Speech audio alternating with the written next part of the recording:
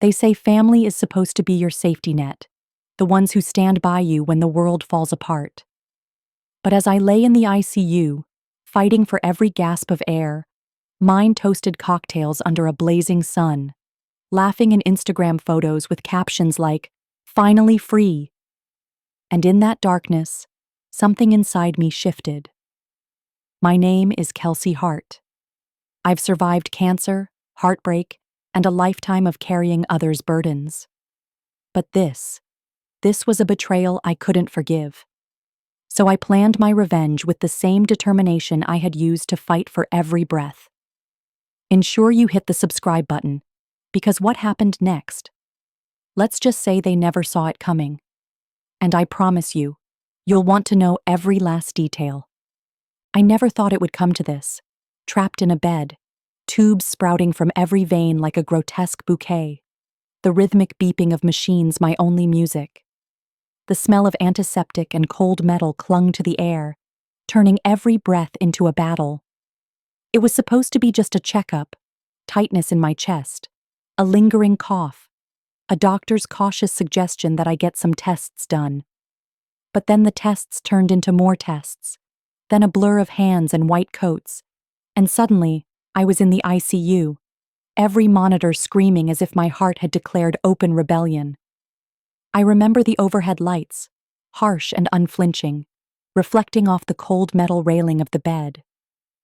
I remember the nurse's name tag, Mara, because she was the only one who looked me in the eye.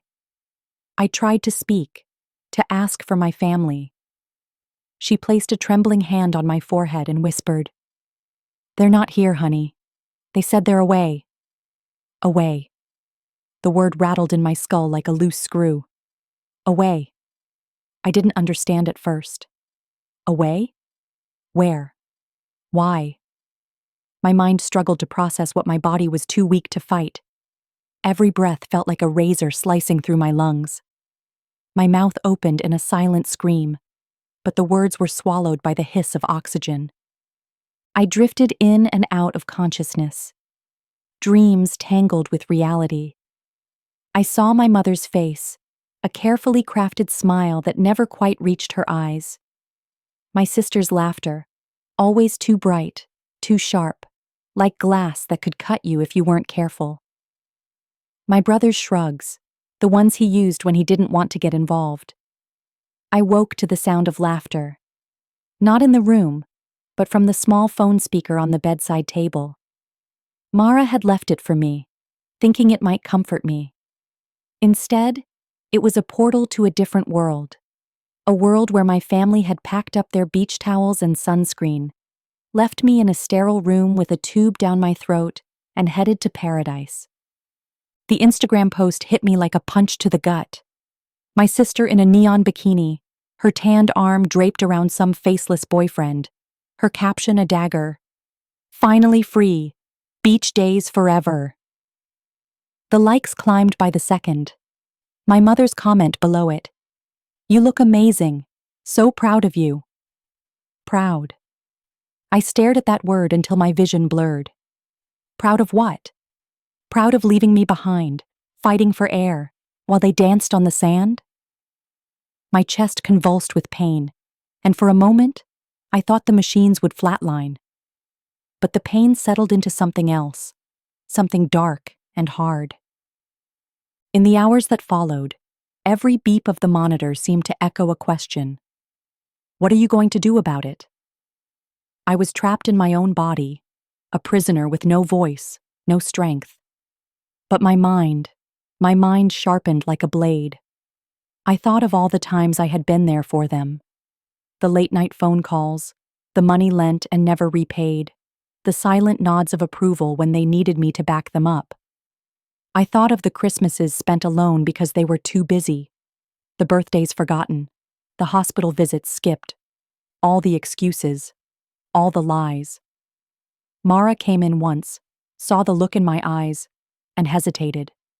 She leaned close, her face creased with worry. "You need to rest," she whispered. "Let the machines do the work." But the machines couldn't fix what was broken. When she left, I stared at the ceiling, tracing the cracks in the plaster like battle scars. That's when I made a promise to myself. If I got out of this alive, and I would make sure they regretted every cocktail, every sunburn, every minute they spent laughing while I was dying. Sleep came in broken fragments. I dreamed of them on the beach, dancing in the surf, their laughter mingling with the crash of waves. I saw them sipping drinks from coconut shells, oblivious to the tubes and wires keeping me tethered to life. And in the dream, I stood up from the hospital bed, ripped the IVs from my arms, and walked straight into the ocean, leaving a trail of blood on the sand. But when I woke, I was still in that bed, the hiss of oxygen and the relentless beeping reminding me of my reality. My mouth was dry, my throat raw, but my mind was alive, more alive than it had been in years. I had spent my whole life taking care of them, making excuses for them, believing that family meant sacrifice. But now, as the sun rose outside the small window of my room, painting the sky in shades of betrayal, I realized that sometimes family is the first to throw you to the wolves. I thought about every time they'd smiled at me while they twisted the knife. Every time they'd said, "We're just looking out for you," when what they really meant was, "We're looking out for ourselves." I thought of every night I'd stayed up worrying about them, wondering if they'd made it home safe, only to find they'd never thought of me at all. Mara came in with a small smile and a clipboard. "Your vitals are improving," she said softly, her eyes kind. "We think you're going to pull through." I met her gaze, my voice a rasp of defiance. "Good," I whispered, "because I have work to do." And in that moment, I was no longer the victim. I was no longer the girl lying helpless in a hospital bed. I was a survivor, forged in betrayal and pain, and I was ready to show them just how much I had learned. They thought they could leave me behind, but I was stronger than they knew. And when I rose, I would rise with a fury that even the sun couldn't match. I woke up to the rhythmic hum of machines, my body an unwilling puppet strung together with plastic tubes and sterile tape. The light outside the window had shifted from dawn's hopeful glow to the stark, unflinching glare of mid-morning. I wasn't sure how long I had been unconscious. Hours, days, time had become a shapeless fog. But one thing was clear. The pain was still there, a constant reminder that I was alive, and that I was alone. I turned my head slowly, feeling the stiff pull of the IV lines. The walls of the ICU room were a dull beige, the color of resignation. A half-eaten lunch tray sat untouched on a small table, the mashed potatoes congealing like cold regret. In the corner, the monitor beeped a steady, mocking rhythm, a heartbeat I had to share with a machine. It was then I noticed the nurse, Mara, slipping into the room. She carried a clipboard and wore that same guarded smile she'd had since the night she'd told me my family had left.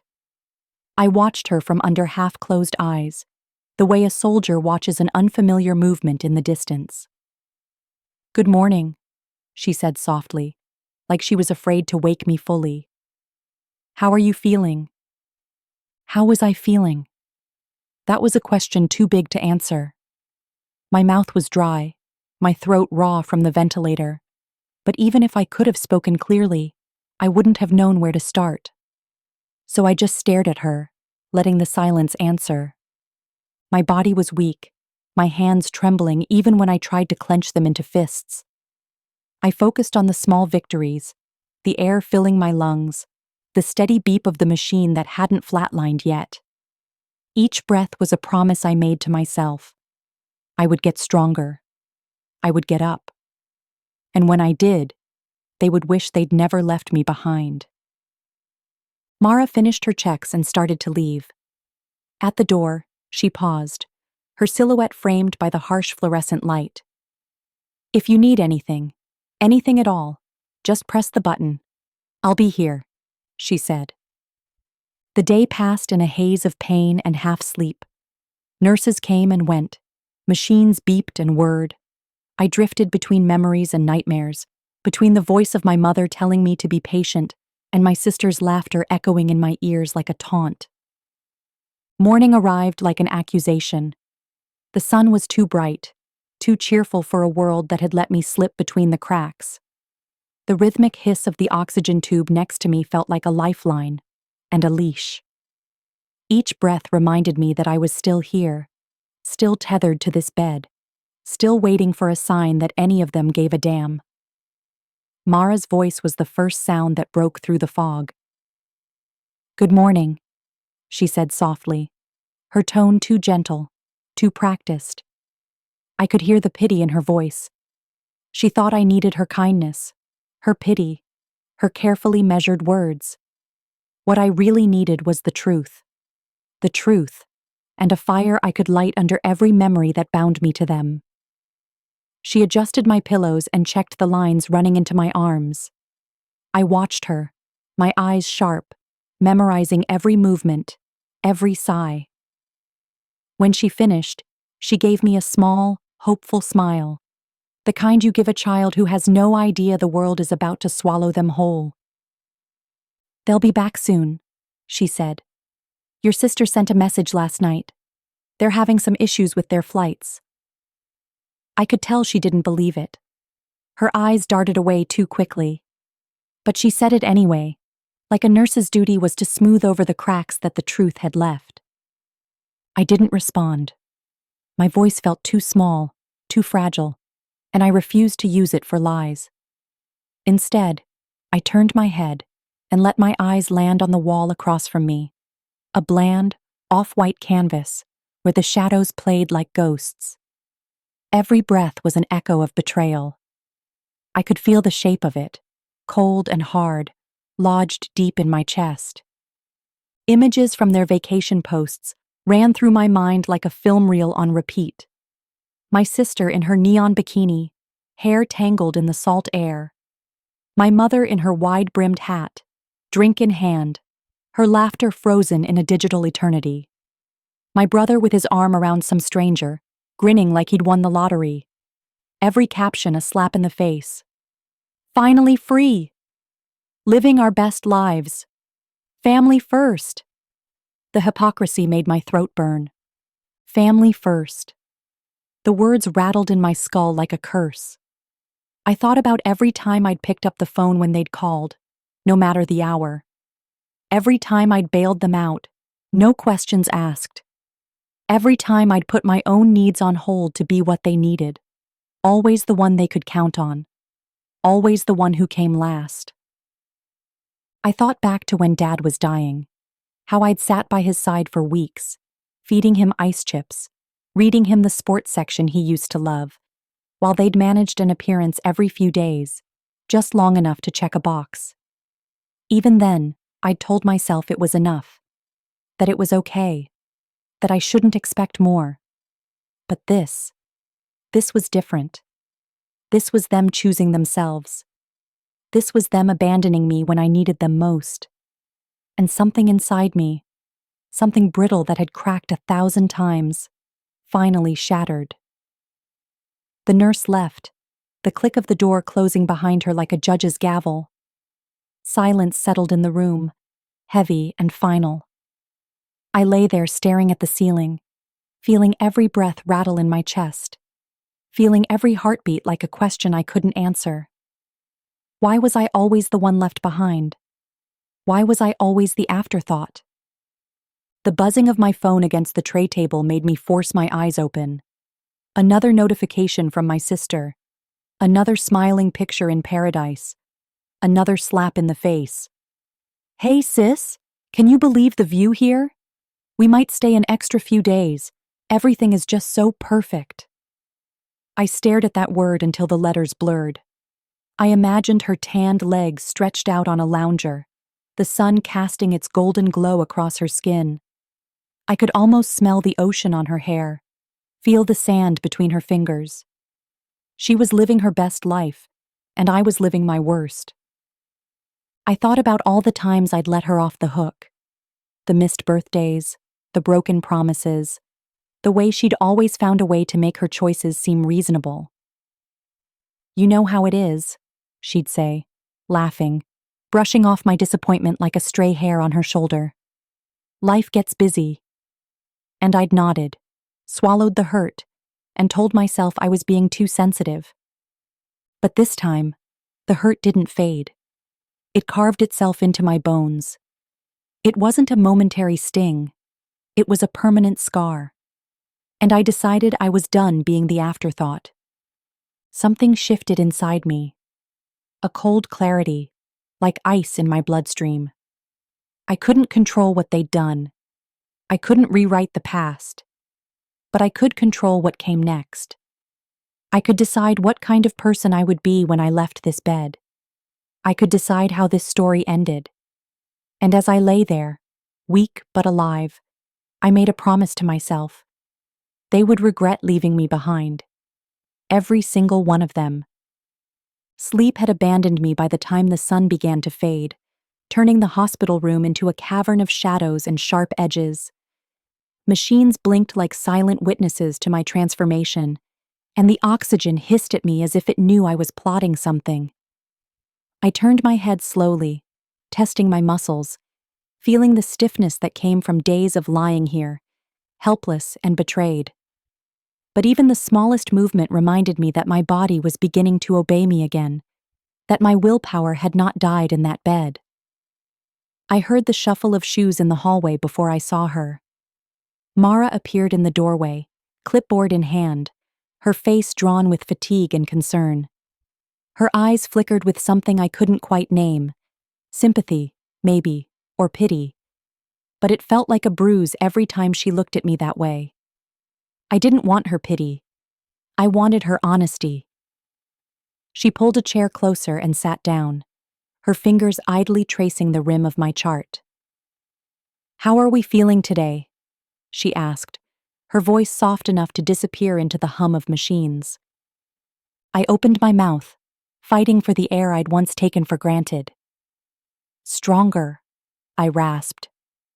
The word felt foreign on my tongue, but it felt right. I was stronger, strong enough to finally see things as they were, not as I had wanted them to be. She gave me a small, tired smile. "That's good. We've been worried about you. The doctor says you've made remarkable progress." She paused, as if weighing her next words. "Your family." "Don't," I croaked, my voice hardening around the single word. The bitterness threatened to choke me, but I refused to let it show. Not yet. Mara nodded, her eyes shadowed, and she flipped a page on her clipboard, pretending to check my chart. "They haven't called again," she said finally, her voice a thin thread of sound. "I'm sorry." I swallowed hard, letting the silence stretch between us like a wound that refused to heal. My chest ached, not just from the physical pain, but from the betrayal that had taken up residence there. Every time I thought of their smiles in those vacation photos, the rage boiled in my veins like acid. "I need my phone," I said, my voice steadier now. Mara blinked, startled. "Your phone?" "Yes," I said, forcing my words past the tightness in my throat. "I need to see for myself." She hesitated, her fingers drumming a nervous rhythm on the edge of the bed. "Are you sure?" "Maybe you should." "I'm sure." I cut her off, sharper than I intended. She winced, but I didn't care. I was done waiting for permission. With a sigh, she reached into the drawer beside the bed and pulled out my phone, setting it carefully in my hand like a fragile gift. I held it like a weapon, the cold glass screen reflecting my face, pale, drawn, eyes ringed with shadows. But it was my face. It was the face of someone who had survived. I unlocked it with trembling fingers. Notifications bloomed across the screen like weeds. Messages, photos, updates from people who had once called themselves family. My heart clenched as I scrolled through them. My sister's latest bikini shot, my mother's sunset selfies, my brother's grinning face at some bar, drink in hand. All of them living their best lives while I'd been here, counting every breath like a gift that could be snatched away at any moment. One message caught my eye, a simple one from my sister. "Hope you're feeling better. We're thinking of extending our trip. Let us know if you need anything." I read it 3 times, each word like a slap across the face. Let us know if you need anything. As if I hadn't needed them every second I'd been here. As if I hadn't begged them in my mind, in my pain, to just show up and be what family was supposed to be. I closed my eyes, the rage boiling over, searing through my veins. A scream built in my chest, but I forced it down, forced it into something sharper, something more useful. I would not waste my breath on cries they would never hear. I opened my eyes again, the screen glowing like a beacon. I opened the travel app they'd so carelessly left logged in, their itinerary still displayed in neat little boxes. Flights, hotels, dinner reservations, tours, every detail of their dream vacation laid out like a map of their selfishness. A smile curved my lips, thin and cold. If they thought they could forget me so easily, they were wrong. I would not be erased. Not this time. Mara's voice broke my focus. "Kelsey, are you—" I turned my head slowly, meeting her eyes with a stare that felt like ice. "Mara," I said, my voice as steady as I could make it. "Do you know what it feels like to be left behind? To be nothing more than an afterthought in your own family?" She shook her head, her eyes wide, but I didn't wait for an answer.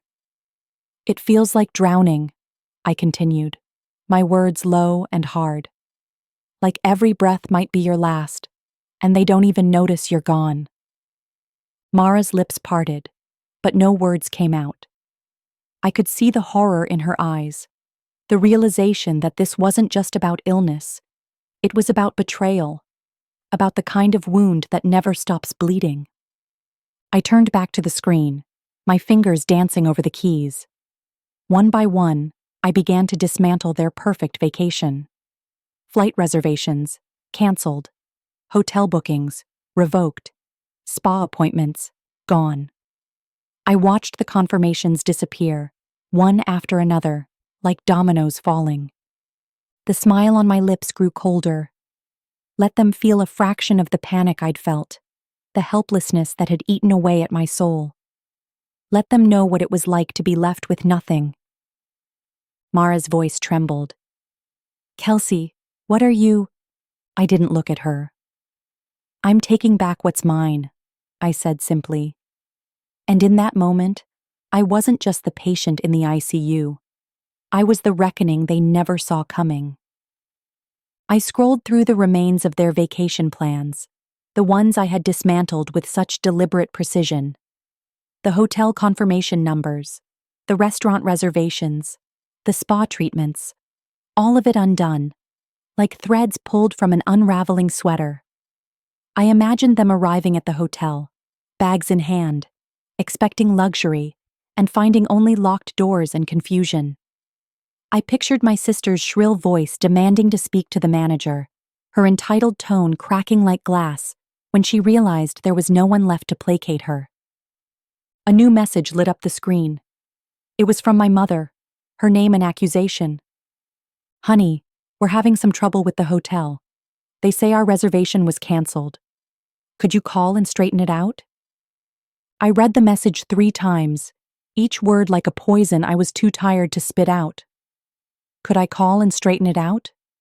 The audacity of it, asking me, from my hospital bed, to fix their problems. They had left me here to fight for every breath, and now they wanted me to rescue them. I closed my eyes and let the rage flood me. It felt like fire in my veins, consuming every ounce of patience I had left. I thought of every time I'd answered their calls in the middle of the night, every time I'd cleaned up their messes, every time I'd put my own life on hold because they needed me. And I thought of the way they'd left me, like a piece of trash to be taken out later. I opened my eyes and began to type. I'm not your fixer anymore. You left me here to die. Handle it yourselves. I pressed send and watched the message disappear into the ether. The satisfaction was immediate, a jolt of power I hadn't felt in years. I could almost see her face, shocked and indignant, her carefully painted smile cracking under the weight of my refusal. Another message appeared almost immediately, this one from my sister. What's going on? Everything's falling apart. We need you to fix this. I let the phone slip from my hand and stared at the ceiling. The fluorescent light flickered, casting shadows that danced like demons on the walls. I thought about what it would feel like to disappear completely, to leave them with the mess they had made, to let them finally experience the chaos they had always left for me to clean up. But I wasn't done yet. I picked up the phone again, my fingers trembling from exhaustion and fury. I scrolled through their social media accounts, every post a reminder of their absence.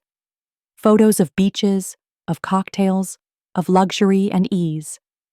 The captions were a language of betrayal. Number blessed, number family time, number living my best life. I thought about what I'd written in my journal on the first night in the ICU. If I survive, I will make them remember me. I opened the travel app again, and my eyes settled on the yacht tour they'd booked for the next day. A luxury sunset cruise with a private chef and bottomless champagne. The cost of that single tour was more than I'd spent on myself in the last 5 years. I could see my mother in her wide-brimmed hat, my sister in her perfect swimsuit, my brother with his fake smile and fake tan. I called the tour company. A man with a smooth, professional voice answered, cheerful and oblivious. Hello, Sunset Dreams Cruises. How can I help you today? I took a deep breath and steadied my voice, adding a tremble of panic that was only half faked. Hi, this is Kelsey Hart, I said. I'm so sorry, but I need to cancel tomorrow's cruise. There's been a family emergency. Oh no, he said sympathetically. We understand. May I have your booking reference number, please? I gave it to him, reciting the numbers like a prayer. I listened to his fingers tapping on a keyboard, his voice humming with polite concern. I'm so sorry to hear about the emergency, he said finally.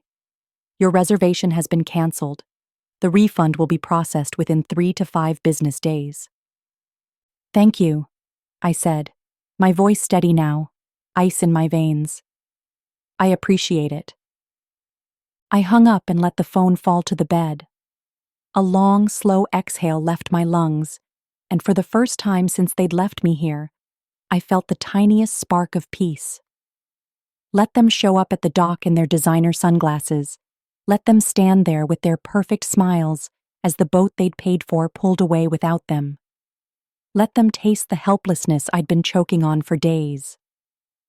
I reached for the phone again, the screen bright and cold against my fingertips.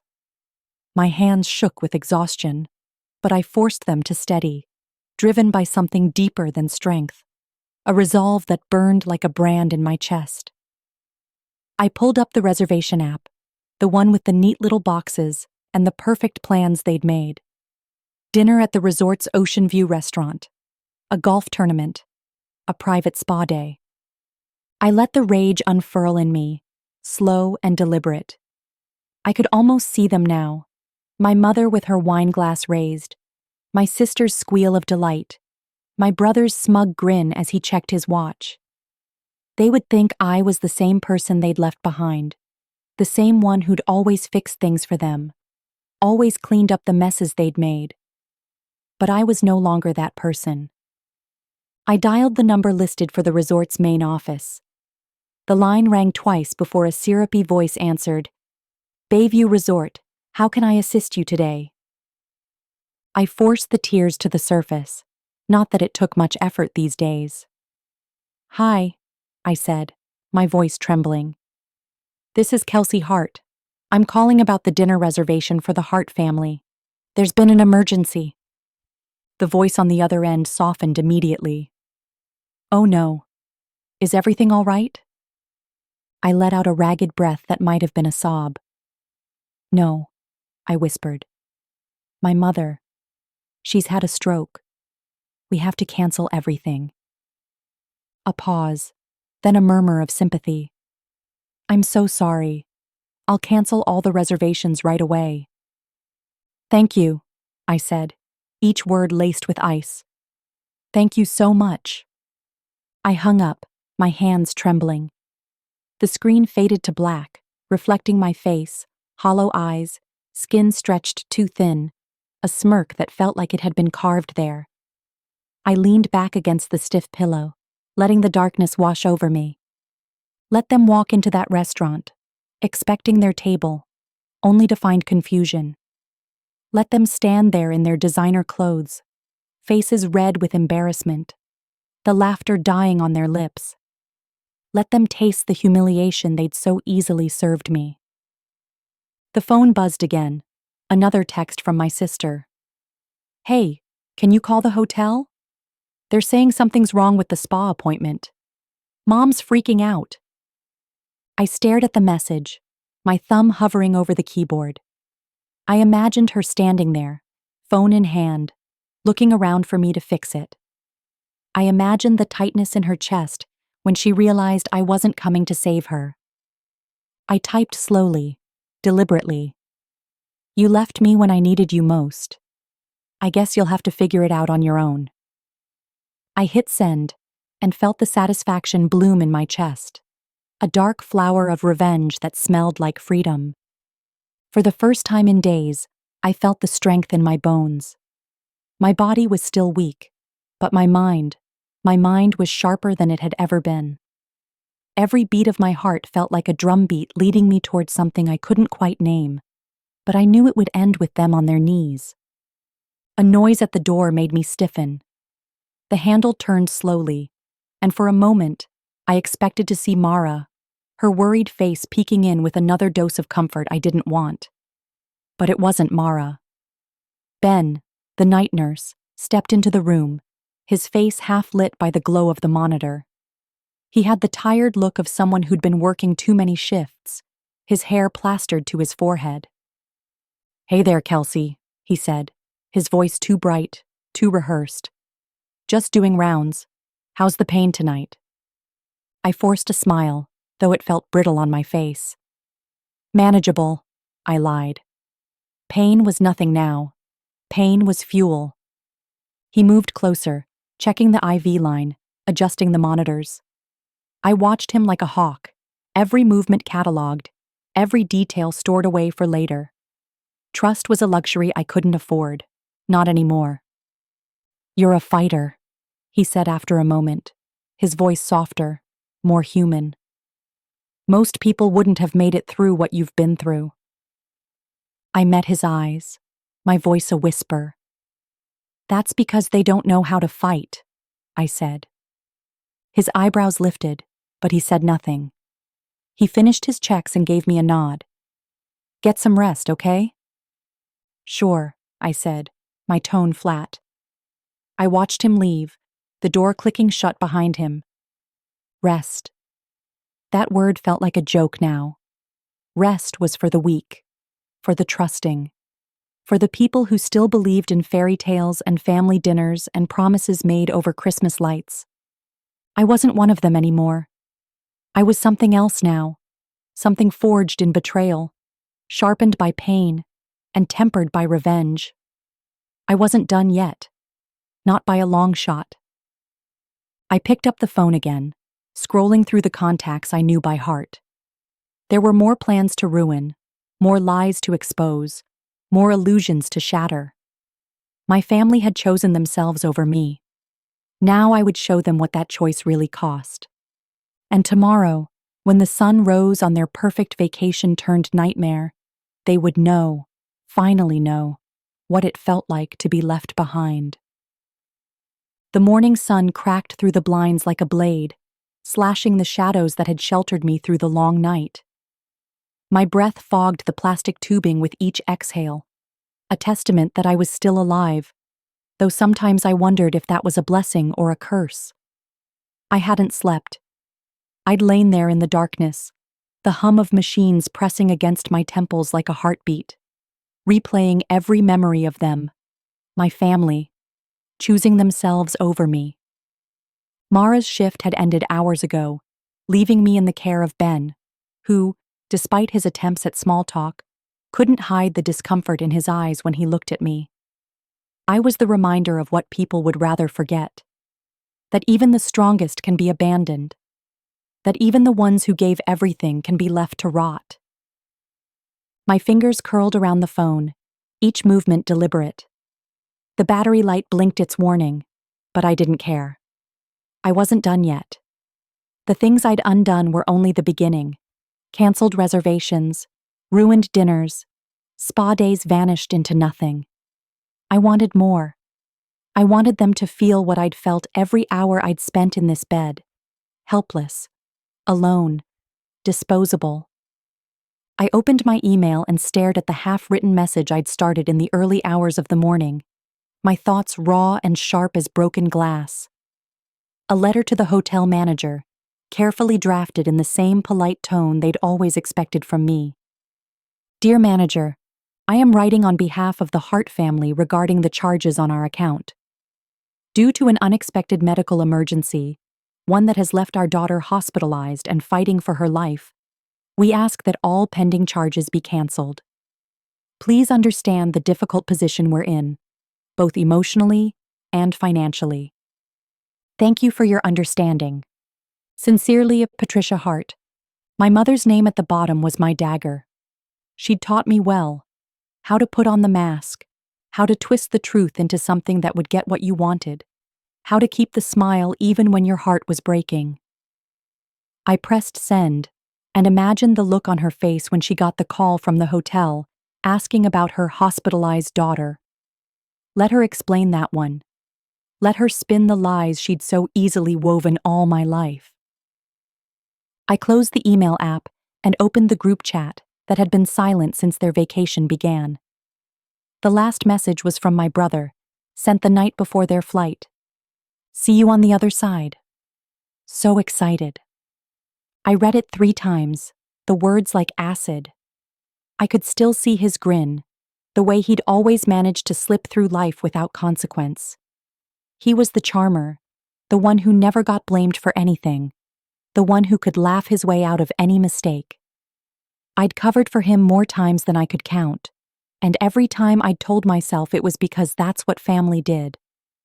But what had he done for me? Nothing. Less than nothing. I started typing, my thumbs moving with a cold precision I didn't know I had. Hey everyone. Just wanted to let you know that I'm still here. Thanks for the support.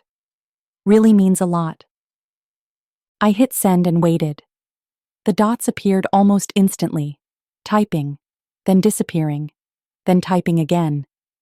Like they couldn't decide what to say, like they were suddenly realizing that maybe they should have checked in sooner. My sister's reply came first. OMG. We've been so busy with the trip, but we're thinking of you. Are you okay? Are you okay? The question dripped with guilt, and I could almost taste the fear behind it. I waited a moment, then replied, I'm managing. The doctors think I'm going to make a full recovery, but I've had a lot of time to think while I've been here. The dots danced again, a silent confession of their unease. What do you mean? Came from my mother's number. I paused, letting the moment stretch, savoring the weight of their panic. I mean, I've realized a lot about what family means and what it doesn't. I put the phone down, the screen going dark as I leaned back against the pillows. My chest rose and fell, each breath a little easier than the last. The anger hadn't faded. It had solidified into something unyielding. Ben walked in, his expression carefully neutral, though I could see the questions in his eyes. You're awake, he said, his voice the practiced calm of a nurse who'd seen too many patients break in too many ways. Yeah, I said, my voice stronger now. I'm awake. He checked my vitals, scribbling notes on his clipboard, his eyes avoiding mine. "You're improving faster than we expected," he murmured, almost as if he couldn't believe it. I watched him work, feeling the walls of the room shrink around me. The beeping machines, the antiseptic smell, the thin blanket that barely kept out the chill. I had fought my way back from the edge, clawed my way out of the darkness they'd left me in. And now that I was here, I was done waiting for them to remember me. "Ben," I said, my voice low but clear. He looked up, startled. "Yes? Do you think people change?" He paused, his eyes flickering with uncertainty. "Sometimes," he said carefully, "but not always." I nodded slowly. That's what I thought. He stood there a moment longer, the silence stretching like a wire between us. Then he left, the door clicking shut behind him. I picked up the phone again, my fingers steady now. One by one, I began to scroll through the contacts I'd once called family. The people who had taught me that love was conditional, that loyalty was a currency to be spent. I looked at each name, each number, each smiling profile picture, and I felt nothing but resolve. They had chosen themselves. Now it was my turn. And this time, there would be no one to come clean up the mess. The night nurse switched shifts with the morning crew, the scent of burnt coffee and too strong cologne mixing with the antiseptic tang of the hospital air. I had barely slept, the adrenaline of my small victories fueling me more than any medicine could. My mind was a churn of memories and plans, images of every time they'd smiled while I'd bled inside, every time they'd used my name like a convenience, every time they'd made me believe I was family, only when it served them. The phone glowed like a lifeline in my hand. Every app, every login, every password they'd ever trusted me with, I held them all. The remnants of their perfect lives were stacked neatly in my inbox. Reminders of dinner reservations, confirmations of tours, credit card statements that told me exactly where they'd been spending the money they'd once claimed they didn't have. I'd been their accountant, their crisis manager, their free labor, always the one who knew the details. Now that knowledge felt like a blade I'd been sharpening in the dark. I started with my mother's account. She'd always been so proud of her little secrets, of the bank accounts she kept hidden from Dad, of the donations she'd claimed were for charity, but always seemed to benefit her pet projects. I found the email thread between her and the resort's concierge, gushing about the special accommodations she'd demanded: a personal butler, a room with a sea view, a dinner prepared by a private chef. The gall of it made my chest tighten with something between rage and pity. She had always needed the world to revolve around her, no matter who had to spin it. I drafted a reply using her account, a perfectly polite cancellation that dripped with just the right amount of regret. Circumstances beyond our control. Deepest apologies. Perhaps in the future. I imagined the concierge's smile fading as he read the email. Imagined the calls to the staff, the scramble to fill the room she'd reserved like a queen's throne. Let her arrive to confusion and chaos, the same chaos she'd left me in. The phone vibrated in my hand, another message from my sister, the one who had posted her perfect beach selfies while I had fought to breathe. "Kels, please answer. We need your help with the hotel mess. Mom's freaking out. I know you're mad, but we're family. Please." Family. The word made me laugh, a raw, ugly sound that filled the room and bounced off the walls like an accusation. Family was what you called people you could use. Family was the hook they'd always used to drag me back when they needed something. But I'd learned the truth in the cold hum of the ICU. Family was the knife you didn't see coming. I typed slowly, each letter a nail in the coffin of my patience. "I'm done fixing your messes. Figure it out yourselves." I hit send and turned off the notifications. The silence that followed was glorious. I imagined them staring at their phones, their eyes wide, the panic spreading like wildfire through their carefully curated lives. Let them taste the fear I'd swallowed for too long. The door creaked open, and Mara stepped in, her eyes tired, her shoulders sagging under the weight of too many patients who needed too much. She paused when she saw me, her gaze softening in a way that made me bristle. "Kelsey," she said, her voice as careful as a surgeon's scalpel. "You've been up all night." I didn't bother to hide the phone. "I had things to do," I replied, my voice flat. She moved closer, the clipboard in her hands like a shield. "You're making progress," she said. "Your vitals are strong, and the doctor thinks you'll be ready to move to a step-down unit soon." The words washed over me like water on stone. Progress. Ready. I'd been ready for years, ready to stand on my own, ready to fight for a place in a world that had always seemed to have room for everyone but me. Now I didn't need anyone to tell me I was strong. I knew. Mara hesitated, her eyes darting to the phone in my hand. "You've been busy," she said, her tone light but laced with something darker. I met her gaze, unflinching. "They left me here," I said, my voice low and cold. "They went to paradise while I fought to stay alive." She opened her mouth as if to argue, but the words died on her lips. She nodded slowly. "I know," she whispered. "I know." For a moment, the room was heavy with things unspoken, her regret, my rage, the quiet understanding that some wounds never close. When she left, I turned back to the phone. My brother's account was next, the golden child who had always found a way to charm his way out of trouble. His vacation photos were a highlight reel of privilege: drinks, golf courses, dinners with people whose names I didn't know. His captions dripped with the smugness of someone who'd never had to say sorry. I opened his credit card app. He'd once trusted me to help him track his spending when he'd gotten too deep in debt, another mess I'd cleaned up. The passwords were still saved. I scrolled through the recent charges and saw the dinner he'd booked at the most expensive restaurant in town, a place that required a deposit he'd barely been able to afford. I called the restaurant, my voice smooth and cold. "This is Alex Hart," I said, using his name like a blade. "I'm calling to cancel our dinner reservation for tonight. Something's come up, and we won't be able to make it." The woman on the other end sounded disappointed, but polite. "I'm sorry to hear that, Mr. Hart. Will you be rebooking?" "Not at this time," I said, the words like iron. "Thank you for your understanding." I hung up, a smile tugging at the corner of my mouth.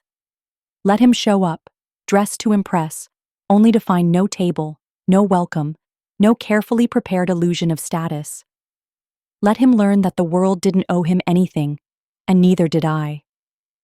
As the sun climbed higher, I felt the darkness inside me settle into something solid, something real. They had abandoned me. They had left me to die.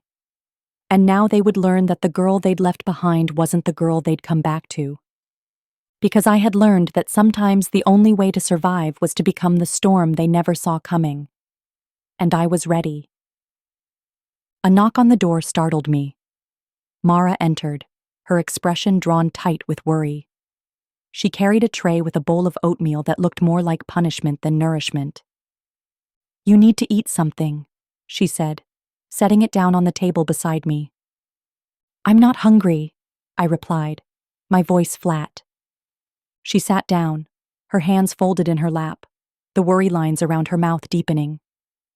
"They called," she said carefully. "Your family. They're trying to reach you." "Let them try," I said, the words like steel.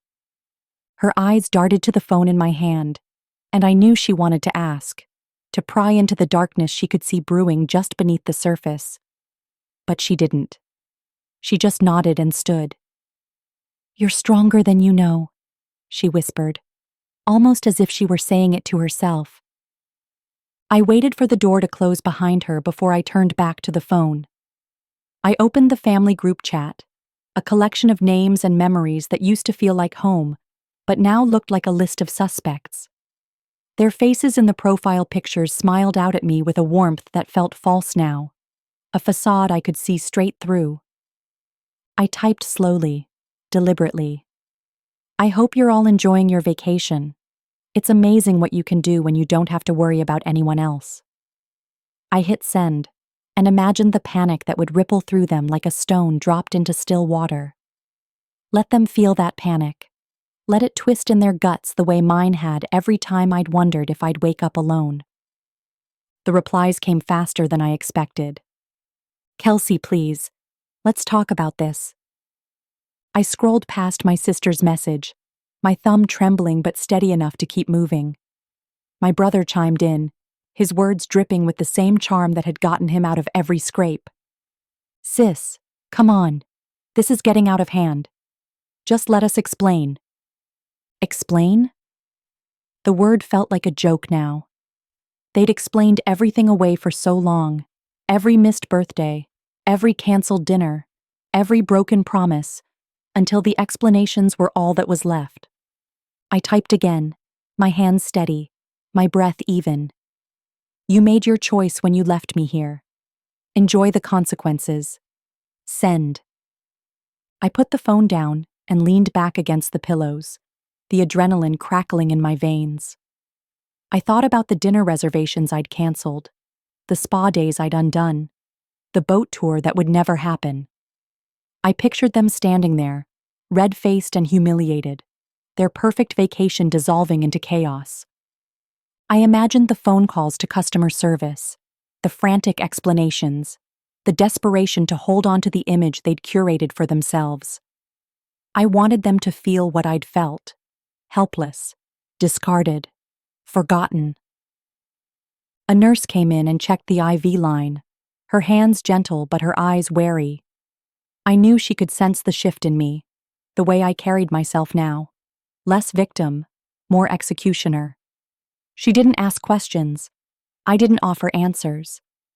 When she left, I opened the phone again and scrolled through the pictures they'd posted, smiling on beaches, raising glasses to sunsets, their faces shining with the satisfaction of a life uninterrupted by guilt.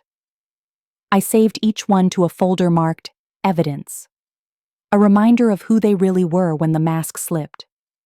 I thought about what would happen when they came home, when they finally realized they'd burned the only bridge that ever truly cared for them. Would they come crawling back? Apologies on their lips? Promises they'd never keep? Or would they turn their backs and call me the villain in the story they'd written to justify their selfishness? I didn't know. I didn't care. The only thing that mattered was that I was no longer the one waiting. I was the one writing the ending now. The afternoon sun hung low, casting the sterile walls in a sickly yellow that made everything look jaundiced and decayed. The hum of machines had become my war anthem, each beep and hiss another note in the symphony of my survival. My body ached, every joint and muscle a reminder of the battles I'd fought just to be here. But my mind was sharper than it had ever been, honed by betrayal and the quiet rage that simmered beneath my skin. I scrolled through the messages again, each one a testament to their desperation. My sister's latest pinged at the top, the preview like a knife. Please, Kelsey, everything's falling apart here. Mom's losing it.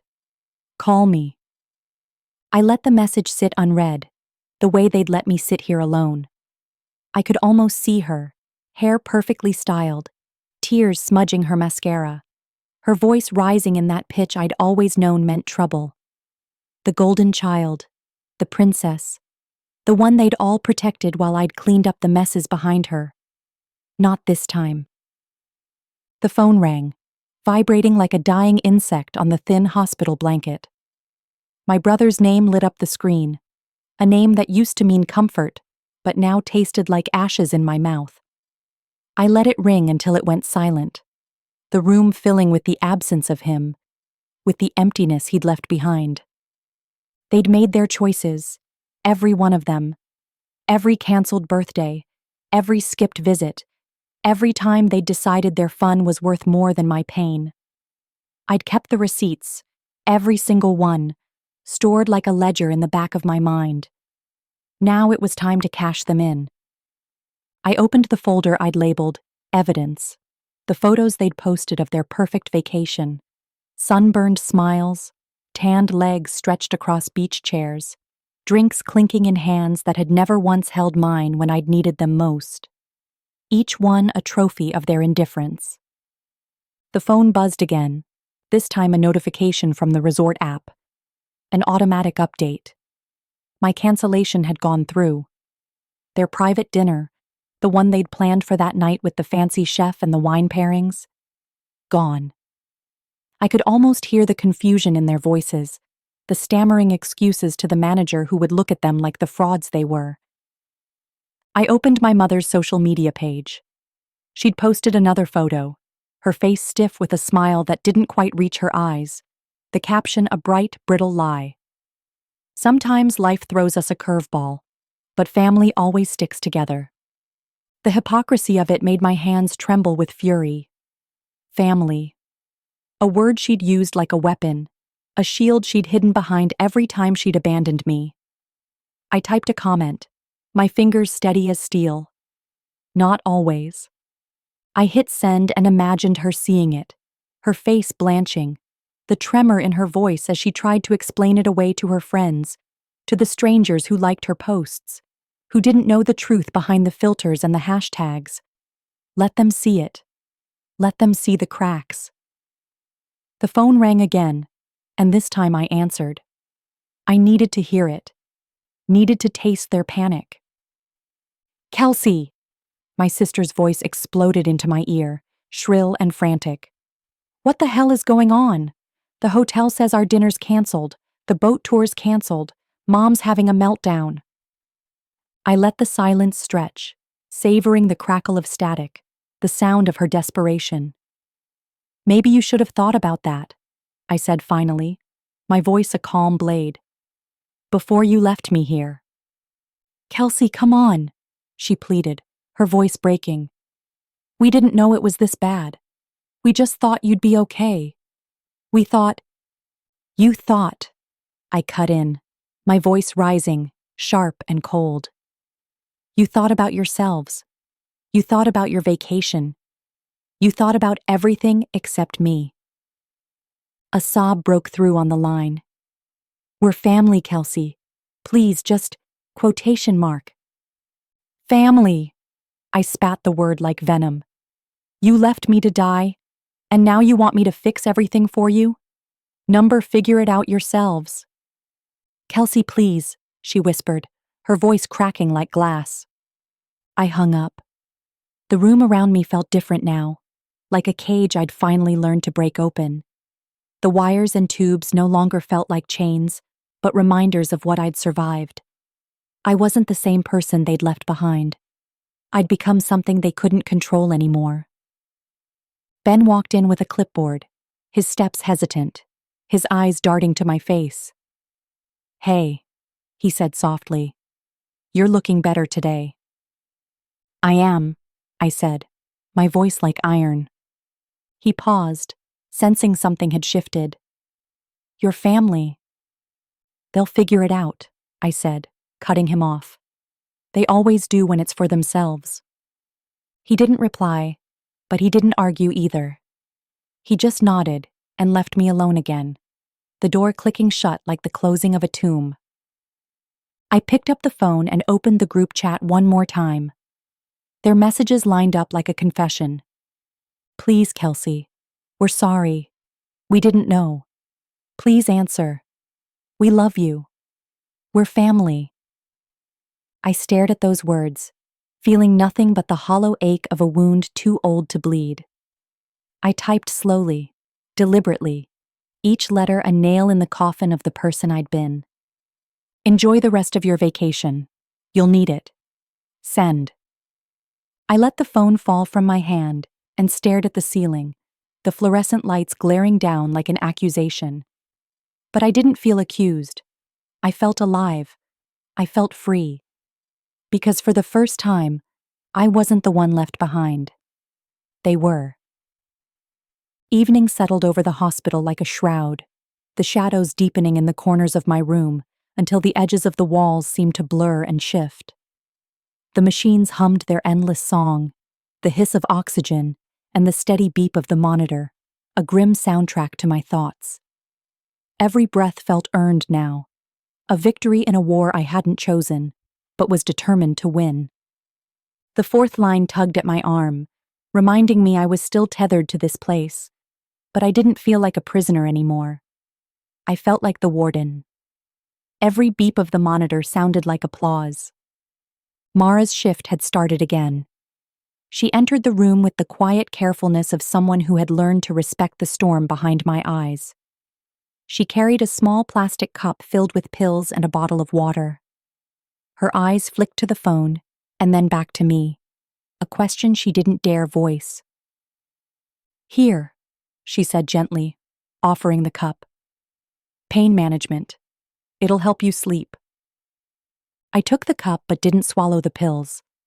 I'd learned that pain was an ally now, a reminder of everything I'd survived.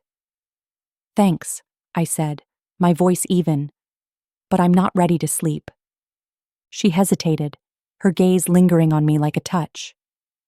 "Kelsey," she said softly, "I know something's happened. I can see it in your face. I can see it in the way you—" Her voice faltered. "You're not the same person who came in here." "I know," I said, meeting her eyes with a cold calm. "That's the point." She didn't ask any more questions. She just left the pills on the tray and stepped out, leaving me alone with the darkness that felt more like a friend than an enemy. The phone buzzed again, a single message that lit up the screen like a curse. My brother this time. "We're back. We need to talk." I stared at the message, letting the words sink in. Back. The word tasted like betrayal. They'd gone off to their paradise, left me here to rot, and now they wanted to waltz back into my life like nothing had changed. But everything had changed. I had changed. I didn't answer. I let the silence grow between us, a chasm they'd have to cross on their own. I turned off the notifications, the screen darkening again, a small defiance that felt like a victory. A knock at the door startled me. I sat up straighter, the stiffness in my muscles a reminder of the days I'd spent fighting for every breath. The door creaked open, and there they were. My mother first, her face pinched and pale, her eyes ringed with the kind of sleeplessness that wasn't about worry for me, but the chaos I'd unleashed on their perfect lives. My sister stood behind her, eyes red-rimmed, her mouth a tight line of forced concern. My brother was last, his face carefully blank, the same mask he'd always worn when he was about to lie. "Kelsey," my mother breathed, her voice trembling. "Oh my God, look at you." I met her eyes, cold and unblinking. "I know. I survived." She moved closer, her perfume sharp and cloying. "We're so sorry," she began, the words rehearsed, too smooth. "We didn't realize how bad it was. We thought—" "You thought," I cut her off, my voice low and sharp. "That's all you ever do. Think about yourselves." Her mouth opened and closed like a fish gasping for air. My sister stepped forward, her hands clasped as if in prayer. "Kelsey, please," she pleaded. "We need to talk about this. We need to fix this." I tilted my head, studying her like a stranger. "Fix this?" I echoed, my voice a scalpel. "You left me to die. You had your vacation. Now you want me to fix it?"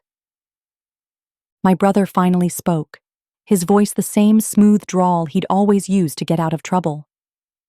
"We made a mistake, okay? We thought you'd be okay. We didn't know." "You didn't care," I snapped, the words like acid. "You didn't want to be bothered. You didn't want to ruin your fun." The silence that followed was a living thing, filling the room with its weight. My mother's eyes glistened, tears she'd always known how to summon when she needed them. Kelsey, she whispered, her voice breaking. We're family. Family, I repeated, tasting the word. Is that what you call people who abandon you when you're at your weakest? People who only show up when their lives fall apart because they need you to fix it for them? My sister's shoulders shook. We're here now, she cried. We came back. Doesn't that count for something? I laughed, a sound that didn't belong in this place but felt right. No, I said. It doesn't. You came back because your lives are a mess, because your vacations fell apart, because you needed me again.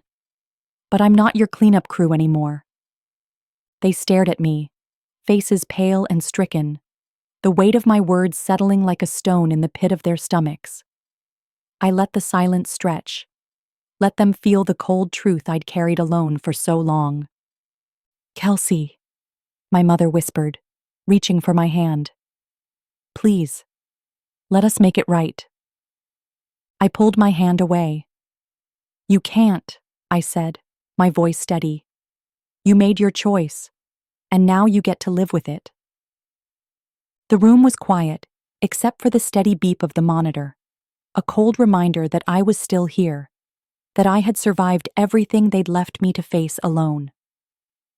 Get out, I said finally, my voice trembling but unbreakable. I don't need you anymore. They stood there, frozen, as if they'd never really seen me before. And maybe they hadn't. Maybe they'd only ever seen the version of me that served them. But that girl was gone. The door clicked shut behind them, and I leaned back against the pillows, the weight in my chest lifting. I was alone again, but this time, it felt like freedom. Let them figure out what family meant. Let them feel what it was like to stand alone. Because I already knew.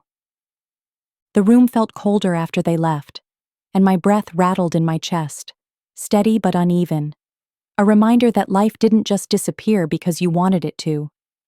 It lingered. It demanded. And it forced you to look at the wreckage left behind.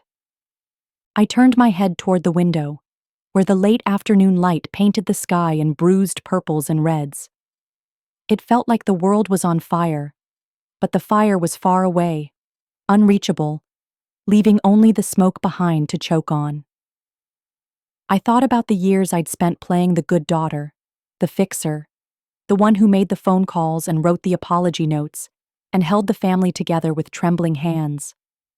All those years spent patching over the cracks they'd made, only to have them abandon me when the weight of my own life threatened to break me. I reached for my phone, its screen reflecting my own weary face. I scrolled through the photos again, the ones I'd saved in that folder labeled evidence. Every smile, every drink, every sunset on that perfect vacation they'd chosen over me. It was all there, a gallery of betrayal that couldn't be explained away. I let the images wash over me like cold water, each one a reminder that the people I'd called family had always been just one step away from leaving me behind. I opened the group chat one last time. Their messages sat there, unread, unanswered. I hovered over the leave group option, my finger trembling. A single tap, and I'd be gone from that digital thread of half-truths and empty promises. A single tap, and I'd finally sever the last tie that had kept me tethered to them. I took a breath, feeling the pain in my chest like a wound that had finally stopped bleeding. Then I pressed the button. I leaned back against the pillow, the sound of the machines filling the silence with their steady rhythm. I was alone now, but it didn't feel like loneliness. It felt like truth. It felt like freedom. I closed my eyes and let the darkness come, a final gift in a world that had taken so much from me. This time, I was ready. This time, I wasn't afraid. The days that followed unfolded like a slow burn, each one peeling back a layer of who I'd been and who I was now. The hospital room became a kind of sanctuary, not because it was warm or welcoming, but because it was mine. No one knocked on my door anymore. No one asked for help with dinner reservations, or begged me to talk sense into Mom, or clean up my sister's messes. The silence was a gift, cold and comforting, wrapping around me like armor. Mara came in on her shift, her eyes softer than before, her hands gentle as she checked my IV. She didn't ask about the family anymore. She'd seen the way they'd left me here like a broken toy. Now, when she looked at me, I saw something like respect in her eyes. She understood. She didn't say it, but I could feel it in the way she moved around the room, careful not to disturb the fragile peace I'd carved out for myself. I sat up in bed, the afternoon light washing over me in golden slants. My phone rested on the table, screen dark, silent at last. I hadn't turned it on since I'd left the group chat. I didn't need to. I knew what waited there: pleas for forgiveness, demands for explanations, excuses wrapped in apologies. I'd read enough of their words to know they'd never really understand. They'd always see me as the one who fixed things, the one who made it all right. But not anymore. The nurse brought my release papers that evening. I signed them with a steady hand, the pen scratching across the paper like a promise. When she left, I packed my few things into the small duffel bag I'd brought: a book I hadn't opened, a sweater I'd never worn. My hand paused over the phone, but I left it on the table. It felt like a relic from a life I'd already buried. Outside the hospital doors, the world smelled different, cooler, sharper, alive in a way I hadn't felt in years. The sun was setting, the horizon a bruised line between day and night. I took a deep breath and let it fill my lungs, each breath a reclamation of something I'd thought I'd lost forever: myself. I turned away from the hospital, my steps slow but certain. I didn't know where I was going, and for the first time, that didn't scare me. I was free. Free from the weight of their expectations. Free from the guilt that had shackled me for so long. Free to build a life that was mine, forged in the fire they'd left me to burn in, and tempered in the silence that followed. Every step I took felt like a victory. Every breath felt like defiance. I was no longer the girl they'd left behind. I was something new. And for the first time, I was finally home. They say forgiveness is the key to freedom, that letting go of anger is the only way to heal. But sometimes anger is the only thing that keeps you alive. Sometimes it's the only thing that reminds you that you're worth more than the scraps they left behind. I used to believe that family was everything, that blood was thicker than water, that no matter what, they'd always come back for me. But lying in that hospital bed, staring at the ceiling while the machines counted out the seconds of my life, I realized that family can also be the knife in your back. That sometimes the people you love the most are the ones who leave you behind without a second thought. I think about them sometimes: my mother's brittle smile, my sister's endless selfies, my brother's easy lies, and I wonder if they'll ever understand what they did to me. Maybe they will. Maybe they'll sit in their perfect houses, their perfect lives falling apart at the seams, and realize that the glue they thought they had was never there. But it's not my job to teach them anymore. It's not my job to make them understand. I've spent too many years being the bridge between their chaos and their comfort, the one who made everything okay. But I'm not that person now. I'm not their fixer. I'm not their afterthought. I'm the survivor. I'm the storm. I'm the silence that comes after the screaming stops. So, if you're reading this and you've been left behind, if you've been the one they forgot in the hospital, the one they ignored when the sun was shining and only remembered when the rain came, know this: you're stronger than they'll ever be. You're the one who endured. And sometimes, that's enough. Because sometimes the best revenge is not the chaos you create in their world, but the peace you find in your own. And as I walked away from that hospital, I felt a calm settle over me that I'd never known before. This is my story, my ending, my beginning. And in that silence, I found something I'd been searching for. Me. Thank you for watching. Her story is one of survival, truth, and finally choosing herself. To hear more stories like this, click on the left and make sure you subscribe and turn on notifications. You are not alone in what you've lived.